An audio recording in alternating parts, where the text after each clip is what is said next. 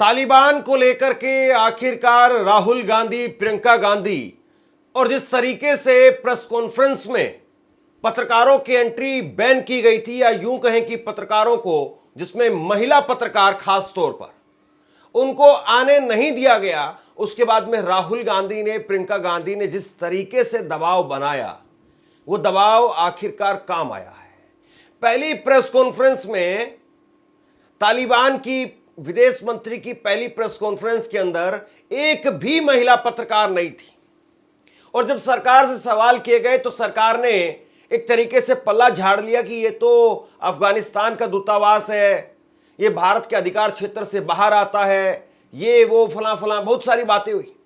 लेकिन अब राहुल गांधी और प्रियंका गांधी और तमाम नेताओं और खास तौर पर महिला पत्रकारों का जो दबाव था वो काम आया है, और उसके बाद में महिला पत्रकारों की प्रेस कॉन्फ्रेंस के अंदर एंट्री हुई है। दूसरी तरफ योगी आदित्यनाथ, प्रधानमंत्री नरेंद्र मोदी और भाजपा के जितने भी छुटभैये इधर उधर के नेता हैं, सब तालिबान को लेकर के अपनी पूरी राजनीति चमकाते रहे।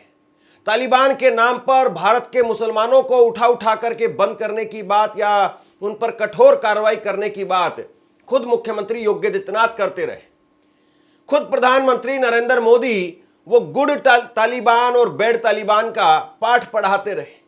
लेकिन आज जरा ये तस्वीरें देखिए आप, उत्तर प्रदेश की सरकार में गार्ड ऑफ ऑनर दिया जा रहा है।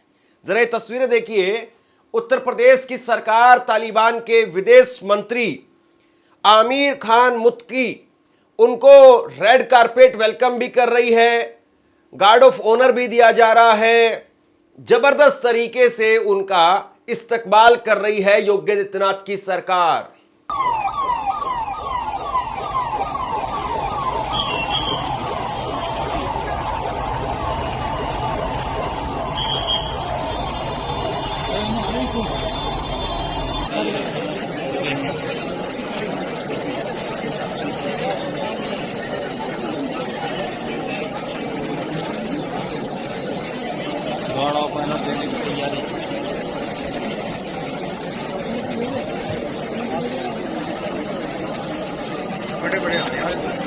तालिबान के विदेश मंत्री वो देवबंद पहुंचे, और उस वक्त में जिस तरीके से वहां पर भीड़ उमड़ करके नजर आई, जरा एक बार ये तस्वीरें देखिए आप।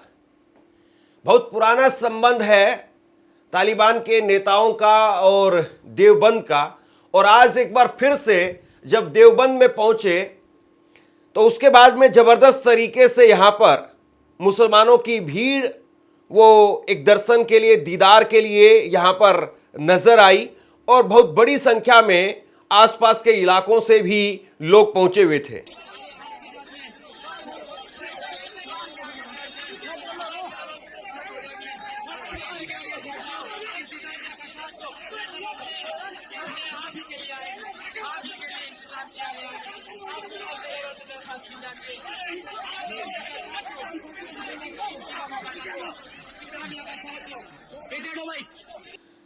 अब ये सब कुछ उत्तर प्रदेश में हो रहा है। उत्तर प्रदेश की सरकार वो गार्ड ऑफ ऑनर दे रही है। उत्तर प्रदेश में देवबंद में स्वागत किया जा रहा है। लेकिन यही उत्तर प्रदेश के मुख्यमंत्री योगी आदित्यनाथ वो क्या कह रहे थे, जरा सुन लीजिए। और एक बार नहीं, दो बार नहीं, उन्होंने जगह जगह पर, कभी विधानसभा में बोलते हैं, कभी अलग अलग रैलियों में बोलते हैं, कभी अलग अलग मंचों पर जा जाकर के तालिबान का विरोध करते हुए नजर आ रहे थे। कह रहे थे कि तालिबान के नाम पर यहां पर बहुत सारे लोग वो चमक रहे हैं और उन पर हम कठोर कार्रवाई करेंगे। कठोर कार्रवाई करके उनको खामोश किया गया है, उनको रोका गया है। तालिबान के समर्थक का मतलब यह है कि महिलाओं का, बच्चों का विरोध करना। ये मुख्यमंत्री कह रहे थे, जरा सुन लीजिए एक बार।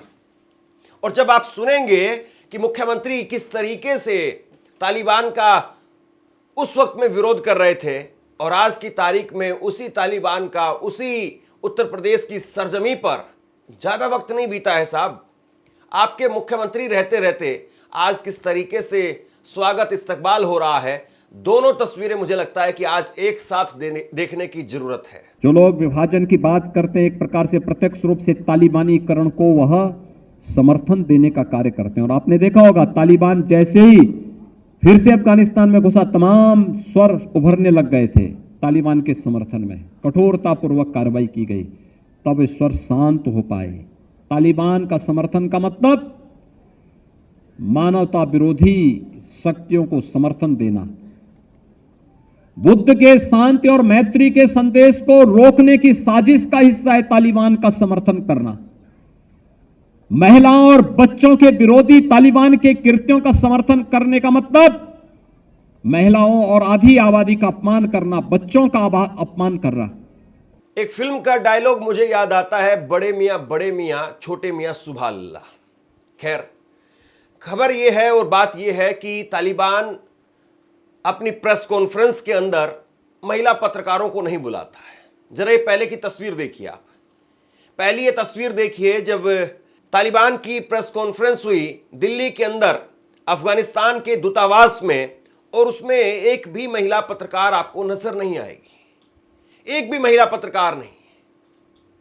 उसके बाद में राहुल गांधी ने ट्वीट किया, प्रियंका गांधी ने ट्वीट किया, और ये उसके बाद में जयशंकर की आप प्रतिक्रिया देखिए आप। जयशंकर साहब विदेश मंत्री, यानी सरकार का ऑफिशियल स्टैंड, वो क्या कह रहे हैं जरा सुन लीजिए। वो कह रहे हैं कि साहब राहुल गांधी जी, आपको ये समझ नहीं है या जानबूझकर के अनजान बन रहे हैं। ये जो मसला है ये पूरी तरह से अफगानिस्तान के दूतावास का है। अफगानिस्तान का दूतावास में जो कुछ हो रहा है वो भारत के अधिकार क्षेत्र में नहीं आता है। आप अपने वोट बैंक के लिए इस तरह की बातें कर रहे हैं, ब्ला ब्ला ब्ला ब्ला। उन्होंने ऐसे सफाई दी। लेकिन अब ये दूसरी प्रेस कॉन्फ्रेंस की तस्वीर देखिए। ये दूसरी प्रेस कॉन्फ्रेंस की तस्वीरें देखिए जहां पर महिला पत्रकार बैठी हुई नजर आ रही है। महिला पत्रकार जो है वो यहां पर पहली कतार में नजर आ रही है। अब कहां गया भारत का जो है वो अधिकार क्षेत्र है या नहीं है, कहां गई वो बातें जो विदेश मंत्री कह रहे थे। ये तस्वीर तो बहुत कुछ बयां कर रही है। और सबसे बड़ी बात ये देखिए आप, खुद अफगानिस्तान के विदेश मंत्री ने कह दिया कि हमने तो साहब रोका ही नहीं। तो फिर कौन रोक रहा था?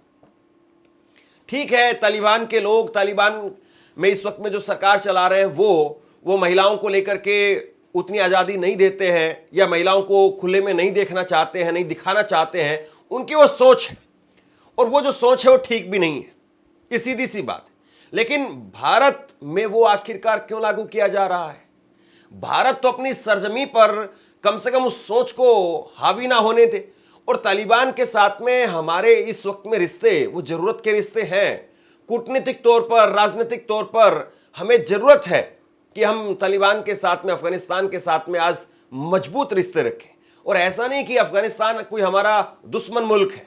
अफगानिस्तान हमारा मित्र मुल्क रहा है, सालों से रहा है। अफगानिस्तान मजबूत हो ये हमारे हित में है। लेकिन साहब आप क्या कह रहे थे और आज क्या हो रहा है? और अब देखिए वहां के विदेश मंत्री ने क्या कहा है, या उनके तरफ से क्या कहा जा रहा है। उन्होंने कहा कि हमने तो किसी को नहीं रोका। अफगानिस्तान के विदेश मंत्री आमिर खान मुताकी की प्रेस कॉन्फ्रेंस में महिला पत्रकारों को न बुलाए जाने पर उठे विवाद पर तालिबान ने अपनी स्थिति साफ कर दी है। तालिबान ने इस मुद्दे पर पल्ला झाड़ते हुए कहा कि हमने किसी महिला पत्रकार को प्रेस कॉन्फ्रेंस में आने से नहीं रोका था। वहीं भारत पहले से ही साफ कर चुका है कि इस प्रेस कॉन्फ्रेंस पर भारत का कोई हस्तक्षेप नहीं था। पत्रकारों को प्रेस कॉन्फ्रेंस से दूर रखने के मुद्दे पर तालिबान के राजनीतिक चीफ सुहेल शाही ने सफाई देते हुए कहा कि हमने किसी भी महिला पत्रकार को प्रेस कॉन्फ्रेंस में आने से नहीं रोका। इसके पीछे तालिबान का कोई हाथ नहीं है। हमारे बारे में बहुत कुछ कहा जा रहा है, लेकिन उन बातों में कोई सच्चाई नहीं है। अफगानिस्तान में भी महिला पत्रकारों पर कोई प्रतिबंध नहीं है। हमारे यहाँ भी महिलाएं मीडिया संस्थानों में काम कर रही है। मुताकी खुद महिला पत्रकारों से लगातार मिलते रहते हैं और उनके सवालों का जवाब देने से पीछे नहीं रहते हैं। फिर यहाँ भारत में उन्हें किसी महिला पत्रकार के सवाल पर ऐतराज क्यों होगा? तो साहब ये समझ में नहीं आया कि फिर ये महिला पत्रकारों को किसने रोका था। भारत का कह रहा है, भारत के विदेश मंत्री कह रहे हैं कि हमने नहीं रोका, हमारा अधिकार क्षेत्र नहीं है। इस तरह की बातें विदेश मंत्री की तरफ से कही गई। फिर अब अफगानिस्तान के मंत्रालय की तरफ से साफ कर दिया गया कि हमारी तरफ से ऐसा कुछ नहीं हुआ है। तो ये अपने आप ही महिला पत्रकार नहीं गई क्या? तालिबान के विदेश मंत्री की प्रेस कॉन्फ्रेंस से भारत की जो महिला पत्रकार थी उनको निकाल दिया गया। उनको अटेंड नहीं करने दिया गया, उनको बैन कर दिया गया। और भारत सरकार मूक दर्शक बनी हुई है। मतलब कितने कमजोर हैं आप मोदी जी, कितने कमजोर हैं आप जयशंकर जी कि आप इसके खिलाफ प्रतिकार नहीं कर रहे हैं। ऐसा होने दिया गया। और लानत है उन पुरुष पत्रकारों पर जो अपनी महिला साथियों के बैन होने पर भी उस पत्रकार वार्ता में बैठे रहे। क्या हो रहा है इस देश में? बातें तो बड़ी बड़ी हैं, बेटी पढ़ाओ बेटी बचाओ, और बेटी जब सशक्त होकर एक निर्भीक पत्रकार बने और विदेश मंत्रालय कवर करे तो उसको बैन करने पर चुप्पी साध लो। यही नहीं, अब तो खबर यह भी आ रही है कि भारत का जो डेलीगेशन था, ऑफिशियल डेलीगेशन, उसमें से भी महिलाओं को हटा दिया गया था। तालिबान की बातें हिंदुस्तान में क्यों मानी जा रही हैं? और एक बार सोचिए, अगर अभी विदेश मंत्री सुषमा स्वराज होती तो क्या ये मना कर देते उनसे बात करने के लिए? बेटियों की अस्मिता का इज्जत करना, सम्मान करना आपका दायित्व है मोदी जी। और अगर बेटियों के साथ कुछ गलत हो रहा है तो उस पर प्रतिकार करिए, हर बार की तरह मूक दर्शक मत बने रहिए। यह अलग बात है कि संघ और भाजपा महिला को दोयम दर्जे का नागरिक मानता है, लेकिन इस देश की होनहार बेटियां जो अपने दम पर विदेश मंत्रालय कवर करती हैं, इस मुकाम तक पहुंची हैं, उनको बैन कर देना कैसे सही माना जाएगा? और इस पर आपकी चुप्पी और भी निंदनीय है। आपसे कुछ कहना चाहता हूं। आज के वक्त में पत्रकारिता करना कितना मुश्किल काम है, लेकिन अगर ऐसे में भी कोई आपकी खबर दिखा रहा है, कोई आपके मुद्दे पर बात कर रहा है, तो आपको भी उसका साथ देना चाहिए। अगर आपको लगता है कि मेरी पत्रकारिता सही है, मैं आपके लिए आपकी खबर वो दिखा रहा हूं, तो ऐसे में आप मेरा सहयोग कीजिए। आप इस वीडियो को जब लाइक करेंगे तो लाइक के साथ में ही एक थैंक्स का बटन आपको दिखाई देगा। उस थैंक्स के बटन पर आप क्लिक कीजिए और जो भी सहयोग राशि दे सकते हैं वो दीजिए। दूसरा, आप चैनल को ज्वाइन कर सकते हैं और चैनल को ज्वाइन करके भी मुझे मदद कर सकते हैं। अब समझ में नहीं आ रहा है कि इसमें किसको क्या ही कहा जाए। भारत के प्रधानमंत्री नरेंद्र मोदी साहब वो क्या कहते रहे हैं, मैं आपको जरा 2-3 उदाहरण दिखाता हूं। भारत के प्रधानमंत्री नरेंद्र मोदी साहब का एक ट्वीट आप देखिए, जो 6 मई 2009 का है, जिस वक्त में वो गुजरात के मुख्यमंत्री थे, कांग्रेस की सरकार थी केंद्र में। उस वक्त में उनका एक ट्वीट है, वो कह रहे हैं कि राजस्थान और गुजरात वो बॉर्डर शेयर करते हैं पाकिस्तान के साथ में, और तालिबान वो दरवाजे पर दस्तक दे रहा है, और इस मामले में जो है उनका मैनिफेस्टो देखने की जरूरत है। यानी एक तरीके से भारत की सरकार को, उस वक्त में कांग्रेस की सरकार को, मनमोहन सिंह की सरकार को कह रहे थे कि आप क्या कर रहे हैं साहब, राजस्थान के साथ में, गुजरात के साथ में पाकिस्तान का बॉर्डर शेयर होता है, उधर अफगानिस्तान में तालिबान दस्तक दे रहा है, आप क्या कर रहे हैं? ये उस वक्त की सरकार से उस वक्त के मुख्यमंत्री, तत्कालीन मुख्यमंत्री नरेंद्र मोदी साहब पूछ रहे थे। अब आप कहेंगे कि जब वो गुजरात में थे तो उन्हें दिल्ली पहुंचना था, दिल्ली पहुंचने के लिए बहुत बार बातें कही जाती है। जब आदमी विपक्ष का नेता होता है तो बहुत कुछ कह देता है, सरकार में आने के बाद में चीजें बदल जाती है। ऐसा भी नहीं है।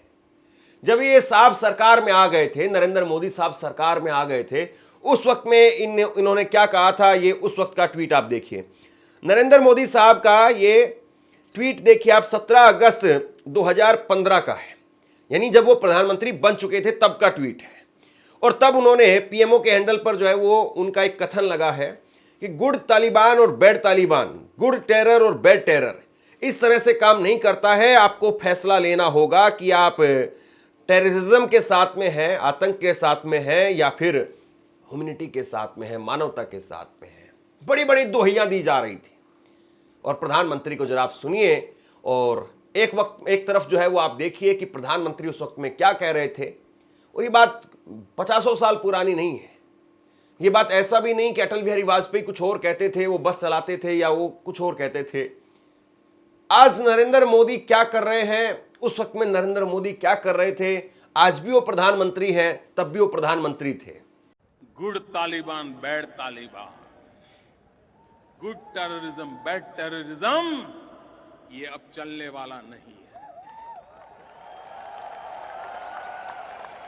हर किसी को तय करना पड़ेगा कि फैसला करो कि आप आतंकवाद के साथ हो कि आप मानवता के साथ हो, निर्णय करो। मैं फिर से एक बार यहां पर साफ कर देता हूं कि भारत तालिबान के साथ में, अफगानिस्तान के साथ में मजबूत रिश्ते रखे, ये भारत के ही हक में है। क्योंकि इस वक्त में हमें एक खराब दुश्मन से निपटना है, पाकिस्तान से निपटना है। और जाहिर सी बात है, पाकिस्तान से निपटने में अब पाकिस्तान और अफगानिस्तान के बीच में रिश्ते लगातार तल्ख होते जा रहे हैं। एक खबर में देख रहा था कुछ देर पहले कि 5 आतंकियों को अफगानिस्तान ने पाकिस्तान के अंदर मार गिराया है। तो इस वक्त में हमें जरूरत है कि हम अफगानिस्तान के साथ में खड़े हों, और हम पहले से भी सालों से अफगानिस्तान के साथ खड़े रहे हैं और हमारा वहां पर काफी निवेश भी रहा है। भारत की सरकार ने अफगानिस्तान में बहुत निवेश भी किया है, वहां पर बहुत बड़ा स्ट्रक्चर लगातार वहां हमारी सरकारें बनाती रही है। और चाहे वो बीजेपी की सरकार हो, चाहे वो कांग्रेस की सरकार हो, अफगानिस्तान को लेकर के हमारा एक सॉफ्ट स्टैंड रहा है। चाबार पोर्ट वो रणनीतिक लिहाज से हमारे लिए बहुत जरूरी है। लेकिन सवाल ये है साहब कि आप देश की अंदरूनी राजनीति को गरमाने के लिए विदेश नीति को कैसे ताक पर रख देते हैं। मोदी जी और इनके लोग और इनकी सरकार में बैठे लोग, यानी मुख्यमंत्री योगी आदित्यनाथ, ये तालिबान के नाम पर क्या कुछ कर रहे थे कुछ समय पहले। टीवी में किस तरीके से तालिबान जब एंट्री कर रहा था अफगानिस्तान के अंदर, उस वक्त में क्या कुछ कहा जा रहा था। भाजपा के एक नेता हैं तेजिंदर बग्गा, और वो उनके ट्वीट वायरल हो रहे हैं, और ये ट्वीट आज भी हैं कि जो तालिबान का यार है वो देश का गद्दार है, जो तालिबान का करे प्रचार उसको मारो जूते चार। अब बताइए, सरकार रेड कारपेट वेलकम कर रही है। अब ये कहेंगे नहीं नहीं उस वक्त में सरकार का स्टैंड ऐसा नहीं था, उस वक्त में ऐसा था। सरकार का आधिकारिक तौर पर अफगानिस्तान के साथ में तब भी स्टैंड वही था जो आज है। आज वहां पर सरकार में तालिबान है और उस चीज को स्वीकार किया जा रहा है, उस चीज को माना जा रहा है, उस चीज को भारत की सरकार मान रही है। और संभवतः भारत तालिबान को जो है वो सरकार के तौर पर मान्यता भी दे देगा। पूरी दुनिया में अगर नरेंद्र मोदी जी का और भारतीय जनता पार्टी की सरकार का कोई एकमात्र दोस्त है तो तालिबान है। वो आतंकी तालिबान जो 2012 कांग्रेस सरकार में, जिसको भारतीय जनता पार्टी भी आतंकी कहती थी, आज उनके विदेश मंत्री के लिए लाल कारपेट बिछाया जा रहा है। आज उसको आतंकी नहीं, उसको सरकार कहा जा रहा है, उससे समझौते किए जा रहे हैं। 250 मिलियन डॉलर उनको सहायता दी जा रही है। क्या भारतीय जनता पार्टी और संघ के कार्यकर्ता तालिबान से आतंकी ट्रेनिंग लेने जाएंगे क्या मोदी जी? इसका आपको जवाब देना पड़ेगा, क्योंकि तालिबान तो अपनी आतंकी गतिविधियों के लिए जाना जाता है। यूएन ने अभी तक शायद मान्यता नहीं दी, और आप मान्यता दे करके उसके विदेश मंत्री के लिए लाल कारपेट बिछा रहे हैं। जसवंत सिंह भी उसी तालिबान से मिले थे, अटल बिहारी वाजपेयी जी के विदेश मंत्री, और आज नरेंद्र मोदी के विदेश मंत्री जयशंकर भी उसी तालिबान के विदेश मंत्री को हिंदुस्तान में स्वागत कर रहे हैं। ये बहुत दुर्भाग्य की बात है कि पूरी दुनिया में जो संगठन आतंक के नाम का पर्याय बना हो, वो संगठन, उसकी सरकार आज हिंदुस्तान में नरेंद्र मोदी जी की सरकार में इज्जत पा रही है, वैलिडिटी पा रही है। यही अगर कांग्रेस की सरकार होती तो भारतीय जनता पार्टी का क्या रुख होता, ये किसी से छुपा नहीं। यहां पर समझने वाली बात यह है कि सरकारें, चाहे विपक्ष हो चाहे पक्ष हो, बहुत बार इसमें अपनी राजनीति के लिए चीजों को बदल देते हैं। लेकिन कम से कम तालिबान वाले इस मुद्दे पर लोगों को समझना चाहिए कि किस तरीके से अपने फायदे के लिए आपको एक दूसरे के सामने खड़ा कर दिया गया है। ये सीधी सी बात है। मुसलमानों में एक तबका जो उस वक्त में तालिबान का समर्थन कर रहा था, उसको किस तरीके से एंटी नेशनल कहा जा रहा था, इस बात को जरा देखिए। लेकिन बीजेपी का स्टैंड कुछ ऐसा ही रहा है। कभी ट्रंप को लेकर के वाहवाही करनी है, कभी ट्रंप को लेकर के नाराजगी जतानी है, कभी ट्रंप को लेकर के हवन करने हैं, कभी ट्रंप टैरिफ की लगाता है तो फिर उसके बाद में नाराजगी जतानी है, फिर ट्रंप अगर नरेंद्र मोदी को महान नेता बता दे तो फिर से तारीफ करनी है। समझ में नहीं आता है कि क्या करना है। मतलब एक बार वो चेहरा लगा लेना, एक बार वो मुखौटा लगा लेना है, ऐसा कुछ मामला है। चीन को लेकर के कभी कहते हैं छोटी आंख वाले गणेश जी वो नहीं चलेंगे, कभी विरोध करते हैं, कभी कहते हैं कि भाई नहीं, चीन जरूरी है, अमेरिका को काउंटर करना है, फिर चीन का समर्थन करते हैं। चीन को हिंदी चीनी भाई भाई वो पुराना वाला नारा निकाल करके ले आते हैं। कभी जो है वो पाकिस्तान को कहते हैं कि टेरर और टोक एक साथ नहीं चलेगी, कभी कहते हैं कि नहीं क्रिकेट तो खेल सकते हैं, क्रिकेट क्रिकेट है, खेल खेल है, खेल में क्या दिक्कत है, गेंद और गोली एक साथ नहीं चलेगी, ये भी तो नहीं होना चाहिए। कभी शाहरुख खान को लेकर के बताते हैं कि नहीं ये शाहरुख खान है, मियां भाई है, ऐसा है वैसा है, शाहरुख खान के बेटे के पीछे पड़ जाते हैं, शाहरुख खान के बेटे को ड्रग्स के केस में फंसा देते हैं, और कभी शाहरुख खान को अब अवार्ड देते हुए नजर आते हैं। फिर शाहरुख खान को जो है वो खूब उनकी महिमा मंडन किया जाता है, खूब उनकी वाहवाही की जाती है। कभी दीपिका पादुकोण को वो टुकड़े टुकड़े गैंग वाली सरगना बोलते हैं, उनको हिजाब गर्ल बोलते हैं, और अब दीपिका पादुकोण के साथ में खुद जेपी नड्डा, विश्व की सबसे बड़ी पार्टी भारतीय जनता पार्टी के अध्यक्ष जेपी नड्डा वो मुलाकात करते हैं। बीजेपी का समझ में नहीं आता है, और बीजेपी के जो भक्त है बेचारे वो कंफ्यूज हैं कि किसका विरोध करना है और किसका नहीं करना है। एक बार हरे कुर्ता पहन करके आते हैं, फिर उसका विरोध करते हैं, फिर कहते हैं नहीं नहीं हरा कुर्ता तो सबसे अच्छा है, फिर लाल कुर्ता पहन के आते हैं, लाल कुर्ते का विरोध करते हैं। खैर जो भी हो, लेकिन कम से कम इस बात को कम से कम राजनीति में बैठे हुए लोगों को देखना चाहिए कि विदेश नीति देश के लिए जरूरी है, लेकिन अपनी अंदरूनी राजनीति को चमकाने के लिए आप जिस तरह से करते हैं कई बार वो आपके ऊपर ही उल्टा पड़ जाता है। इस खबर को शेयर कीजिए, और आप क्या सोचते हैं नीचे कमेंट बॉक्स में लिख करके जरूर बताइए। धन्यवाद।